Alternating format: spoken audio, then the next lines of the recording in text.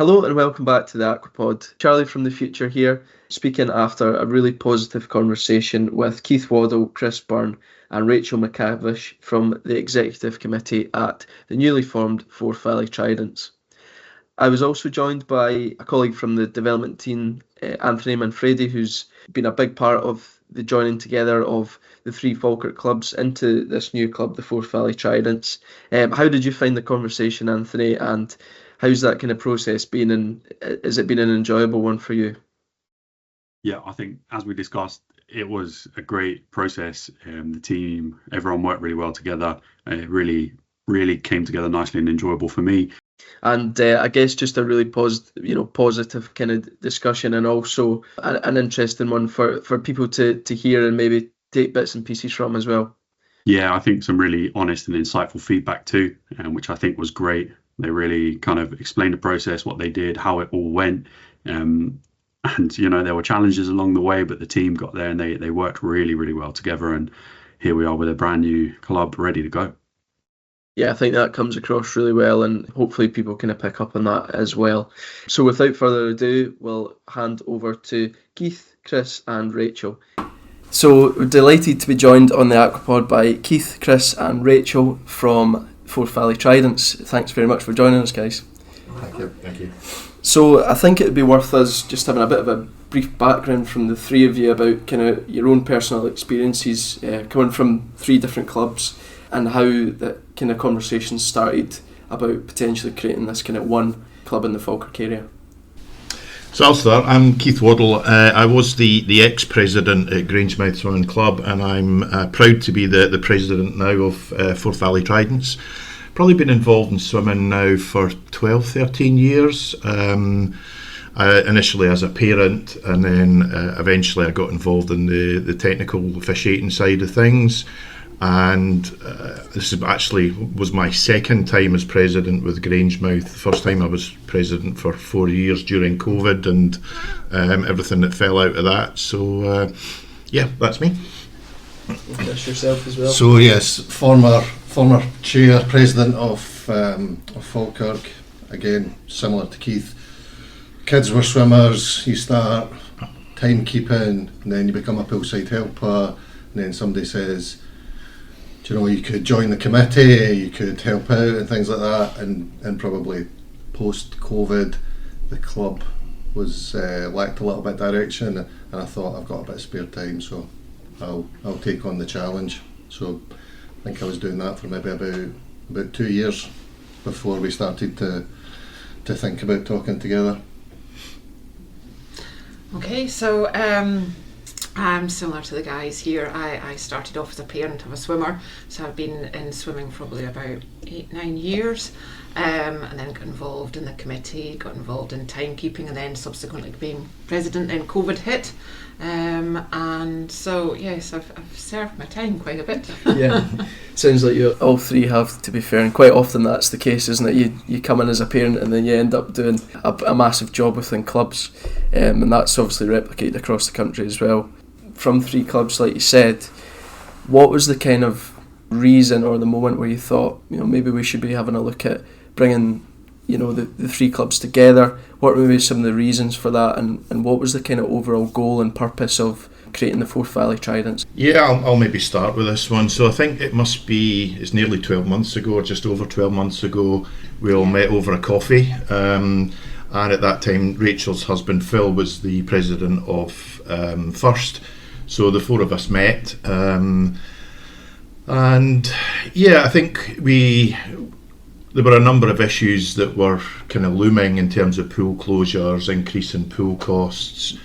I think the practicalities of running essentially four clubs in one area, and the impact that had on each of the clubs. So I think very, very quickly we agreed there was merit in actually exploring the potential of merging the clubs. Nobody, I think, sat around the table at that time felt it was a bad idea. Mm-hmm. So as we evolved, I think we became more confident in what we were actually looking to achieve. in terms of why, you know, there was negatives and there was more pluses, I think, than negatives. But as I say, we knew that pool closure was on the horizon for some of the pools. We knew the costs were going to go up. But equally, you know, we were looking at where we sat overall, comparing ourselves to other clubs. And I think really the time was right to pool our resources, pool our swimmers, and create something that had the potential to be quite powerful.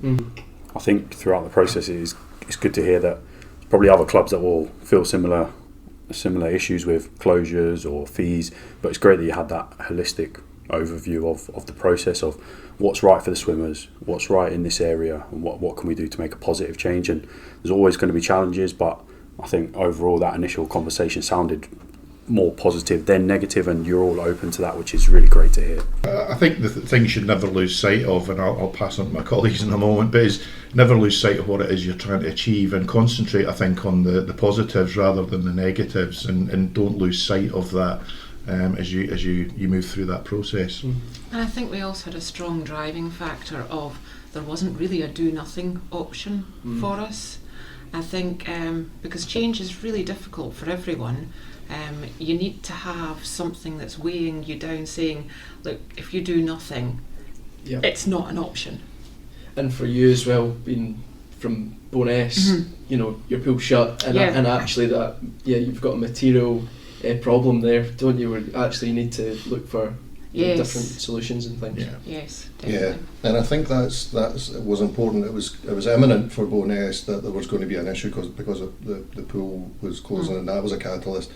But for myself and Keith, we could see in the future that there was going to be, we couldn't do nothing. There was going to be issues going forward. Was there going to be that stable environment for kids to come along, swim at a pool local to them, and progress through the pathway? And I think that's where we found the common ground. You know, you have that initial discussion and, you know, these initial kind of reasonings. How did that then go into the process of actually bringing the clubs together, and how were those initial discussions, and I guess just how did that go? I think each of the clubs had their own challenges. I mean, as Chris alluded to, we were all at different stages, so I think, you know, Bo'ness were probably the most vulnerable of the clubs at that point. Grangemouth, Falkirk probably could have existed in their current format for a few more years, but we would still been facing the same issues. But I think obviously each club had their own history. You know, they're all very proud of where they've come from and all of that sort of thing. So I think each of the club's challenges were different. Mine at Grangemouth was 2024 was the club's centenary year, so we wanted to make sure we had the opportunity to celebrate that. As well as actually taking the argument forward that, you know, explaining why we're doing it, and, you know, really demonstrating the positives to everyone, and trying to paint a picture of what the future could look like. I think from a timing point of view as well, as I say, Falkirk and Grangemouth probably had a bit more time to deal with it, but I think we were in control of the process, by doing it when we did it, rather than having to wait for something to happen. Yeah, I think that's kind of key. It sounds like a really good point that you didn't wait for it to become inevitable and problems to strike late down the line, and you were left with no other option. It happened early, you were proactive, and you were like, this is the time to make a change, this is what's right to do it now. And having that foresight, I think, has really benefited the process. The fact that we're here 12 months later and we've gone through just a huge merger process to be where we are is really, really positive. Yeah, and I think for me that I was always wary that there's people that have been in our club 25, 30 years and are really, really passionate about it. So I wanted to keep them informed, go back and tell them about the discussions that we've been having, so that it wasn't a secret, and you could be inclusive and you could get as many people's opinion as possible. I didn't want it to be a year down the line and someone say then, do you know what, nobody's ever told me about this. Do you know, you've never taken into consideration my point of view and the history of the club. So for me it was really important to go back and keep everyone informed, and like Keith said, explain the positives and the challenges that we're facing, and also, like Rachel said there, that there wasn't a do nothing option. We needed to to get on the front foot and deal with it. Yeah, I think that's one I'm quite keen to ask you guys on, is in that early stage, how was firstly managing the relationships within your clubs through this process, what it meant to them, the overall foresight of why we're doing it, and also the relationships between yourselves. Obviously, we know there's a bit of a link anyway with First, so you're coming together as that composite club, but how was it sitting down, those discussions, just managing that relationship maybe between committees rather than just yourself as chairs in this early stage? Yeah, I think that's interesting. I think communication is the key thing, and the same communication. We very quickly realised we needed to put out the same message to each of our clubs. So we had a forum where we would put out on the same day the same information, so everyone had that. But also it was about having the same vision, that this was one club for all. Yep. It was not about making anyone a priority, it was making sure that everyone was included. Yeah, and I think in relation to how we got on with each other, there was probably a bit of, I think there were times where we were walking on eggshells when it came to dealing with each other. But I think I think a strong message to anyone is don't fall out. It's there's nothing personal in doing what anyone did, and I think we recognised the challenges that each of the clubs had. I probably dug my heels in respect to some things, but made concessions in other areas. And I think if you can approach it with that, that sort of attitude, it'll be fine. But you have to work through the problems. You have to put the personalities to the side.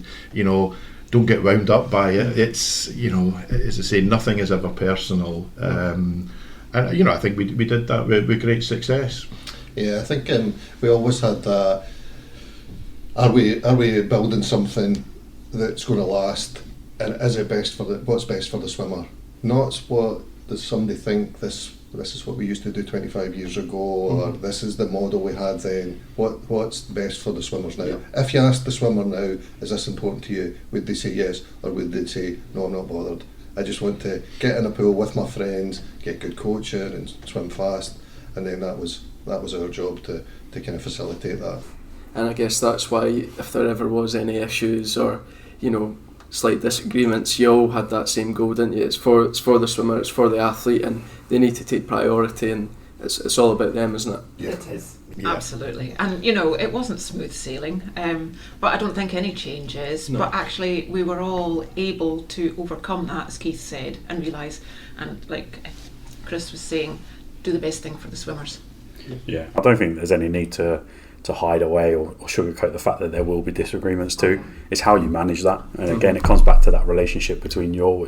There's always going to be issues. It's not going to be three clubs coming together all perfectly aligned with the same vision. It's not going to be the case, but it's the fact of how you work together to overcome those differences and those challenges is I think what's been key to this process. Yeah, and I think that also that you've the three of us are here, but there's so many people that have helped along the way that bought into it at the start, or maybe had been thinking about it in previous years, and with pool closures and pool costs going up, this was just a catalyst for it.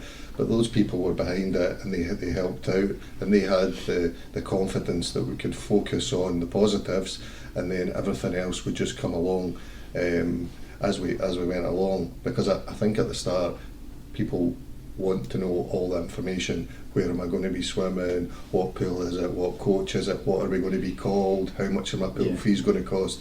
All of those things. And you have to say, you just have to give a little bit of faith, because that's maybe going to be in 8 months' time.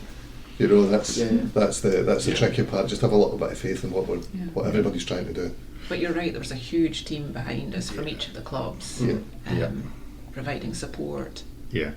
And I think in any of the conversations, and I think we've already discussed this in other forums, but it's not about you, it's not about your children, it's actually about the sport, it's about that activity and the long-term viability of it within the area. Because I think we've already experienced it. There's things happen to, but we're parents as well as officials within the club. But you have to kind of park that and think about the strategic goal, the long-term vision, what it is you're creating and what that'll look like in 5 years' time. I think what we can all agree on, because again we're all parents to swimmers, is that we can see the benefits that you get from swimming, and we wanted other kids to be able to get that. Kids that aren't even swimming yet, kids that aren't even joined the club, we wanted to be able to provide that going forward. Anthony, maybe a good opportunity to kind of bring you in here. What was the Scottish swimming support like at this sort of time? Obviously we would have been there from the start, and we've got the 3 clubs here that are striving for this goal, and we were as well. How did you and kind of development colleagues help with that? I think it was an interesting start to it. I'd not long been in the job at all, and this was happening and moving. But I think the biggest thing from us was we were there to support and we were there to guide, but we weren't there to lead.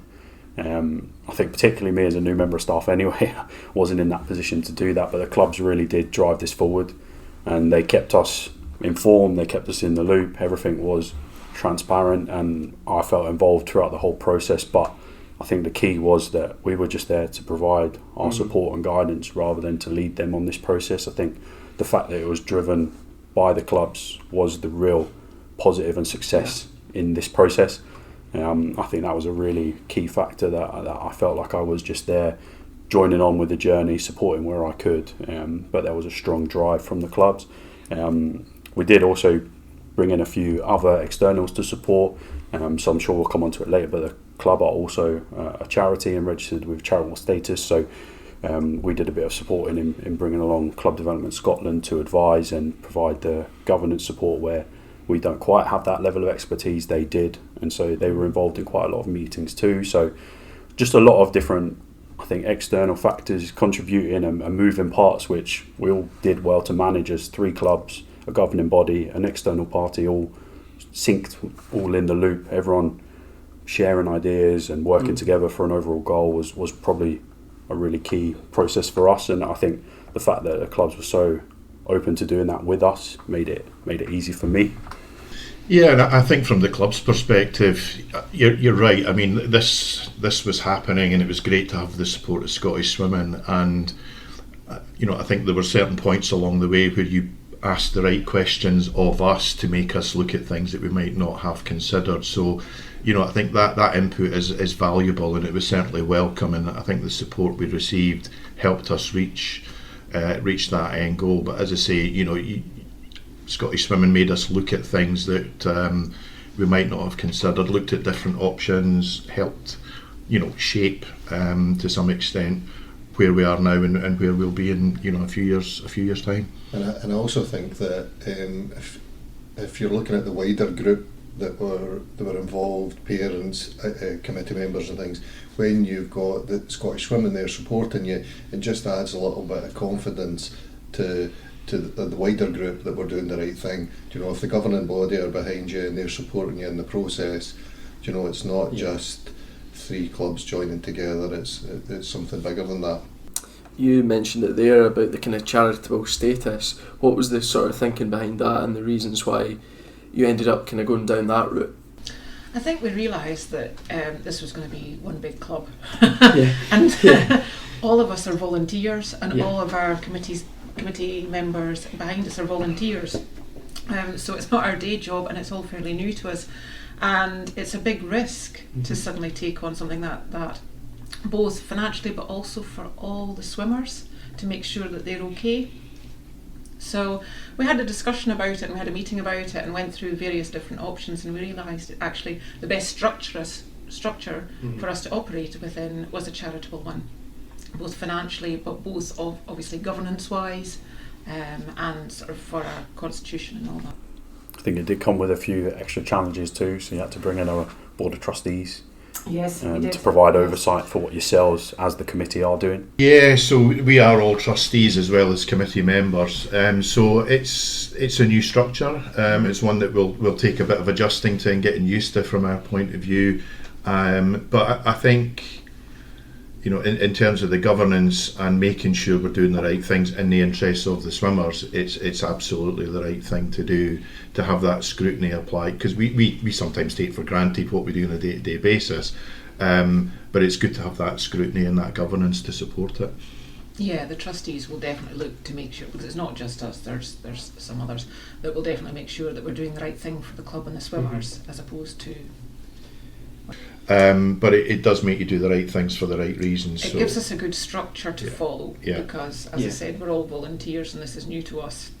I've never run a swim club, through a charity in my life. So it just gives that extra kind of layer structure. Yeah, and then we try to target the trustees that would come from different professions, had experience of charities before, so they bring a lot of expertise in as well and help us with the governance and how we can manage the club going forward. And again, that just gives us that stability, and then planning for the future. I think also just a wider support base too. So you don't feel like as a committee you're a brand new club, a lot of members, small committee. You don't feel you're on your own. You've actually got a lot of support. You've got trustees there. You've built a committee around it as well. So there is just that extra layer of support and like I said, oversight as well as to what you're doing. So I think it was a really positive choice and step. Now that you're kind of at the end of the initial process, if you know what I mean, so there's obviously a lot still to go, but you're now one club, you're Forth Valley Tridents. Is there anything that you would have done differently, do you think, if for example 3 clubs came to you and said, we're thinking about a similar approach, what would you tell them, and is there anything that you would do differently next time or advise them against doing? Not sure I'd do differently, but I'd do more of is communication. You cannot communicate enough. And even when you do communicate, there's lots of other questions, so communication is key. I think that having the common goal, that's so important. Everybody has to be agreed, like quite early on, that it's worth pursuing. If you have any of the parties that just think it's not going to work, then it's going to be very difficult from there. But I think that's what we shared from the start. We were all really positive that this was worth exploring, and it was the best way forward. I think for me there was probably 2 things, but they're linked to the same thing. Is don't underestimate how long it's going to take you. We started this process probably just slightly over 12 months ago. Some people said it'll take you a year, some people said it would take you more. I think there was a thought it could be done in a shorter period of time, but I think as a result of that, you've got to go at a pace that you and the clubs are comfortable with. If you try and rush it through, you'll miss things. I think it sends out the wrong signals, but there is just the practicalities as well involved of how long certain things take. And I think what we've found, based on where we're at now, you're right, that was the first part. So actually starting a training programme and having everybody in the same kit and all that sort of stuff is stage 1. We're now in this transition phase, and I think it's fair to say what we're finding is the 3 different clubs had different ways of doing pretty much everything, but it's not until you do something like we ran an event there at the weekend, and I think what came to light is the way in which swimmers were entered into galas was actually managed differently. But some of these things you don't know until you actually experience it. So I think it's just recognising where you're at in the process. As I say, this is transition, and it's going to take a good 6 to 12 months to iron out all of these different things that will crop up that you could never have preempted. So I think it's just accept where you're at, celebrate what you've done, and then manage this bit moving forward. Yeah, definitely. I think maybe one little bit of advice would be that you don't have all the answers all the time. Especially at the start, you don't, and everybody wants to know them, but you don't have them. Just a little bit of faith, and we'll get there. Yeah, you're right. I think there was a lot of people trying to get the detail out of us early stages to say, where will I be swimming? What are the fees likely to be? And it is being honest and saying, that's information we will arrive at much later down the process. But again, provide them with that comfort that it will be forthcoming. Yeah, because probably if you try to get that out early on, it will trip you up. Because you have to walk down the road to get to those areas. You can say one thing and actually it could be totally different to what you think, right? And I think you've got to also relax and realise that actually not everyone's going to make the journey with you. We can't please everyone, and as much as we would like to, we can't. That's difficult, and it's about realising that and going, right, we've got to accept that, but we've got to do the best we can. Yeah, and maybe another one actually, when you do make a mistake, right? Just acknowledge it. We've made a mistake. Bin it and get on with the next part. You know, we'll do it a different way. Don't be too precious about what you were saying. You said this a week ago. Okay, that was wrong. We were wrong. We didn't know at the time. Let's just move on. Yeah. There always will be that, right? There's always going to be things in a new process that you get wrong, and you do just need to own up to it and say, look, that's what it is, right? Yeah, so. I mean, there's still things that we thought, how did we never think about that? And you know what, we would never have thought about it, you know, as part of that process. But yeah, you're right, and it is all about concentrate on, you know, looking in front, not looking behind and what's happened. Yeah, but to stand at the weekend there at our gala, first gala, got a big banner up, welcome to the home of Forth Valley Tridents. The flags are up, everyone's in their kit and everything like that. Do you know, we never had a name before, we didn't have any colours or branding or anything. To get to that point and kids really be enjoying themselves and having a great time, I think is, I took a minute, I was like, wow, this didn't exist a year ago and this is where we are now. And again, it's just down to, you know, everyone's hard work in the background as well that came up with all the ideas. Yeah. And we were both there briefly at the weekend, and it did look amazing. The new branding's is brilliant, the new kit and things. Quite bold to put on a competition of that size in your first kind of month existing. Don't we know that? Yeah. So, what was that like? Was there challenges kind of coming with that, and was it an overall quite a positive experience? In terms of the experience, I think massively positive. Yeah, absolutely. Mad to do it in the first month. But you know, that's the other thing I think you've just got to remember is you have commitments. So you know, that was in the competition calendar, so it had to happen. It would have been nice if there hadn't been a storm on the Friday which stopped us getting into the pool. But yeah, I mean, again, you know, we pulled out all the stops. You know, everybody turned up early on the Saturday morning. But by the end of the weekend, whilst we were tired, it was really rewarding, I think, to have been able to done that, to been able to do that, but also to see the swimmers interacting with each other, screaming.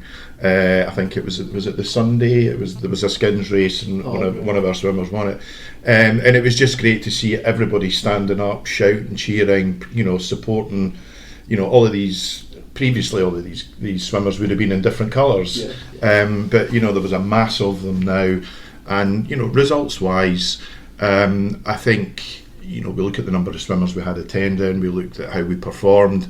I think just by having volume and numbers alone, you know, generated some real positive outcomes as well. So, yeah, we know we've got a busy couple of months, and then at that point it'll give us the opportunity to take stock, I think, of where we're at, what we've done, what still needs to be done, and then just manage these activities moving forward. You know, I was going to say that on poolside when I was there. It was a wash of Trident swimmers, so you could tell it was a home competition.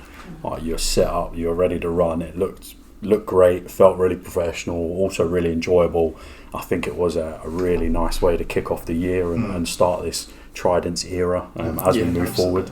Yeah, we were getting some really positive feedback from like other clubs, other coaches and things like that. It was really good, and I think if you go back to the very start, and we were being honest, there was a disconnect between First and the clubs. So for me, I always thought, you know, it'd be nice to see the young kids, like the little girls, the little boys, seeing the big kids, you know, where they're tops, they're top of where they can be in our club, and that's an example. You know, that's something to aspire to. So to see everyone poolside and the little kids looking at our top squad now, and that looks great. Look at them. Do you know, look at the way they do this and that, and then cheering from them. Yeah, I thought that was fantastic. And all wearing the same colours as well. Exactly, so the 8-year-olds are looking up to the 18-year-olds, but they're there with the same swim cap, whereas previously they weren't. So exactly. You know, you've got that continuity throughout the whole of the club, which is great. And as Chris says, I think the transition from, you know, club swimming into performance is now seamless under the structure that we've got, whereas before there was that disconnect. So you know, that was a byproduct of what we've done, but a very, very positive one. And it was nice to see all our coaches from across the Forth clubs in 4 areas working together and all wearing the same kit, and all our volunteers from the club. So you're meeting people that you knew were part of another club, and you're going, oh, are you doing this and I'm doing that? And it was just really lovely. Yeah, I can't give the coaches enough credit for all the work they put in the background and trying to manage pool time and swimmers and everything like that. And then even just now seeing the group chats and the training schedules, people are sharing it. You know, this is what we're doing. This is the focus for this week, and it's all just connected. And you can see already that it's going to benefit the swimmers. So my hats off to the coaches. I'm going to say on that, like obviously you guys being the three faces were at the front of it, but I think the coaches did a huge amount as well to be at the front of that and to have questions asked to them and just be supportive of the process and to be leading along with the committee. I know there's been so many other people involved, backing yourselves and supporting yourselves and involved with me in the process, and I think just again we couldn't do it without their support as well, and that's been huge along this process, is how well everyone has combined to support and follow the journey. But I think as well we've got to give a big thank you to the coaches and all the committee that have been behind this process. I think everyone that was involved in it, you're right. I mean, I think pulling together the training programme was probably one of the biggest challenges, and we got there, but you know, you've got to look at where's the best pool, how do we bring, you know, what are the equivalent squads, how do we bring them together, what do you do with the anomalies that exist within that. And you know, I think, you know, advice to anyone else that's thinking about doing this is get it as best as you can, but accept it's not going to be perfect to start with. But I think, you know, we've got a good robust structure in place now that's supported by a great team of coaches. I think we're looking forward to see the results that's going to produce. And we've also had really understanding, supportive parents and carers behind those swimmers, because it's a huge change for them. Yeah, of course, and maybe difficult to kind of, if you don't feel so connected with what's going on, it can be challenging. But I guess on Saturday Saturday and Sunday they would have seen that, and hopefully now it's all positive going forward as well. And I think that's probably something that we'll work on over the next 6 months. You do want to get everyone involved, but actually if you get too many people involved at the start, of course, it really slows down. But now we're at a point where people can start to feel part of the club, they can get involved in different tasks, and then it just brings everyone together again. 100%. Just before we kind of wrap up, you guys are now one of the biggest clubs in Scotland by membership numbers, loads of volunteers within the club.